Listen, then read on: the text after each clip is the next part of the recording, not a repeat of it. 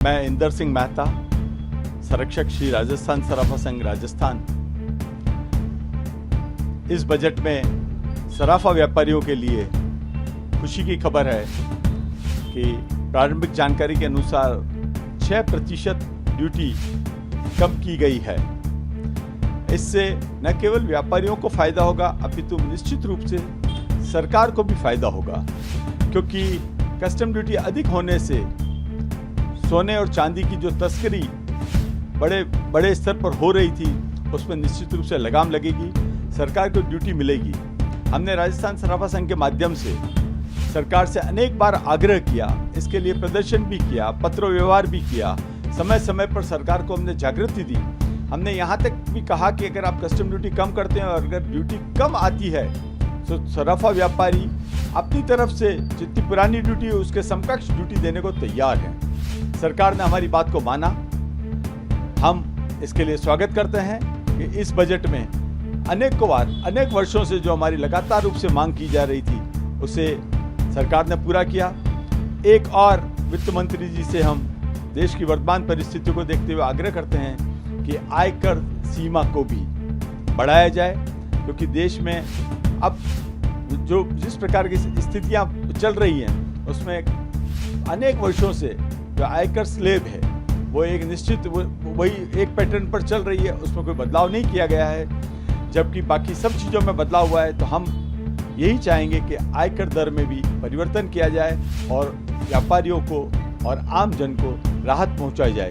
एक बार पुनः मैं आपके लोकप्रिय चैनल के माध्यम से इस बजट का स्वागत करता हूं, अभिनंदन करता हूं और केंद्र सरकार को बधाई देता हूं और ये गारंटी देता हूं कि सराफा के जहां तक बात है, जितनी ड्यूटी आपको विगत वर्षों में सोने चांदी के माध्यम से मिलती रही है, ड्यूटी कम करने के बावजूद भी सरकार को आय में कोई फर्क नहीं पड़ेगा। ये पक्की बात है, निश्चित बात है। बहुत बहुत देखिए, विगत दिनों सोने और चांदी के भाव में जो बढ़ोतरी हुई है वो अनएक्सपेक्टेड थी।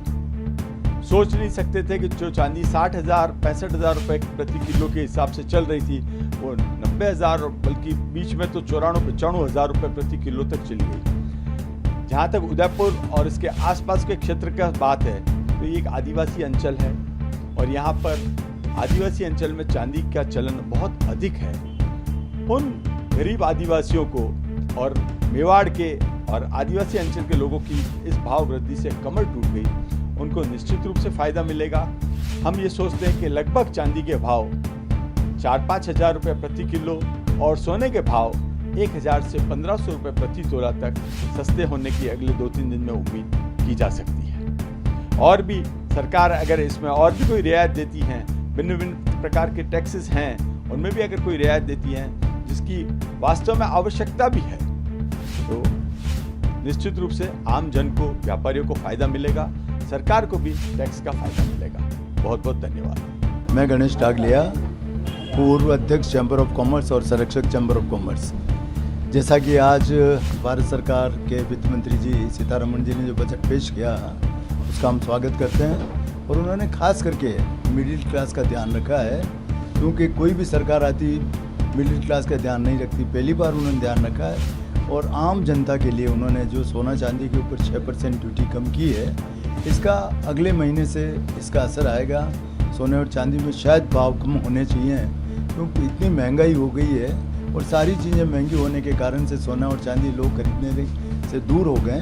अब ऐसा लगता है वापस हिंदुस्तान में वही पहले जो सोने की चिड़िया कहा जाता था, उसी तरह से लोग सोना और चांदी खरीद कर अपना हमेशा की इमरजेंसी के लिए एक फंड इकट्ठा कर सकते हैं। मैं इस बजट के माध्यम से उनको धन्यवाद देना चाहता हूं और यही निवेदन करना चाह रहा हूं, भविष्य में भी इस तरह से व्यापारी भाइयों का और ख़ास करके मिडिल क्लास का ध्यान रखें। धन्यवाद। जब अपना कोरोना काल था उस वक्त चांदी सिर्फ 37,000 का भाव था और सोना लगभग 50,000 के अंदर था। ये 5 साल में जिस तरह से बढ़ोतरी हुई है, चांदी 90,000 के ऊपर हो गई, 92-93,000 हो गई है और सोना भी लगभग 75,000 जाके अभी 73-74,000 का भाव चल रहा है। ये दोनों ही चीज़ें इस तरह से बढ़ गई है भाव, और ये सोने चांदी के साथ साथ आप जानते हैं सारी चीज़ों में भाव बढ़ते हैं। मेरा तो एक भारत सरकार से और निवेदन है कि थोड़ी पेट्रोल के ऊपर और डीजल के ऊपर एक्साइज कम करें ताकि आम जनता को रिलीफ मिल सके। हर आदमी 2 व्हीलर 4 व्हीलर वापरता है और वैसे ही आप गाड़ियों पे इतनी एक्साइज लगा रखी, इतनी महंगी गाड़ी हैं, तो आपको चाहिए कि पेट्रोल और डीजल के ऊपर आप भाव कम करके आम जनता को ये रिलीफ देने की कृपा करें। धन्यवाद। जयेश चंपावत, अध्यक्ष अश्विनी बाजार व्यापार संघ से। निश्चित रूप से आज का जो बजट निर्मला सीतारमण जी ने पेश किया है, आने वाले समय में व्यापारों को ऊंचाई की ओर ले जाएगी। इनकम टैक्स में थोड़ी बहुत राहत दी गई है, थोड़ी ज़्यादा की आशा थी लेकिन फिर भी एक राहत दी है। इसी तरह से अपने को सोने चांदी में भी इन्होंने कस्टम ड्यूटी घटाई है, तो निश्चित रूप से ये भी एक बाज़ार का ही हिस्सा होता है। और जैसे शादी ब्याह में जिस प्रकार से सोने की डिमांड होती है, चांदी की डिमांड होती है, तो व्यापारियों में भी इस तरह से इसका फ्लो बढ़ेगा और हर व्यापार से बढ़ेगा। और एक आसान्वित बजट है और पूरे साल इस बजट को हम अच्छे रूप में देख रहे हैं। और निश्चित रूप से युवाओं को रोज़गार दिया है, क्योंकि पूरे देश की अर्थव्यवस्था युवाओं के ऊपर है और युवाओं का रोज़गार जब मिलता है तो वो भी अर्थव्यवस्था के रूप में और व्यापार के रूप में प्रगति होती है। तो मोदी जी ने अच्छा प्रयास किया है। सीतारमण जी को बधाई, मोदी जी को बधाई अच्छे बजट के लिए। हाँ, थोड़ा सा आर्थिक रूप से भी व्यापारी सक्षम नहीं हो पा रहा है। व्यापार मध्यम वर्गीय जो व्यापार है, क्योंकि अभी जो चल रहा है ऑनलाइन चल रहा है और जिस प्रकार से ऑनलाइन को बढ़ावा दिया है, बड़े पूंजीपतियों को जो बढ़ावा मिलता है और छोटे व्यापारियों को थोड़ा सा कम मिला है। लेकिन धीरे धीरे अगर सरकार इस तरफ देखेगी कि व्यापारी जो छोटे व्यापारी हैं उनको कैसे उत्थान, जैसे मुद्रा लोन दिया है इन्होंने, मुद्रा लोन लेने के लिए बात की है, लेकिन वो व्यवहारिक रूप से आए।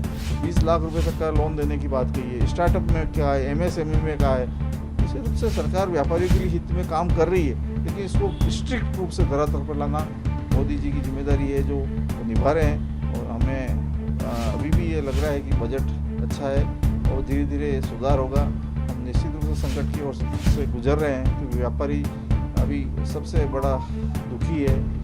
अब हम थोड़ा बहुत आस कर रहे हैं कि निश्चित मोदी जी में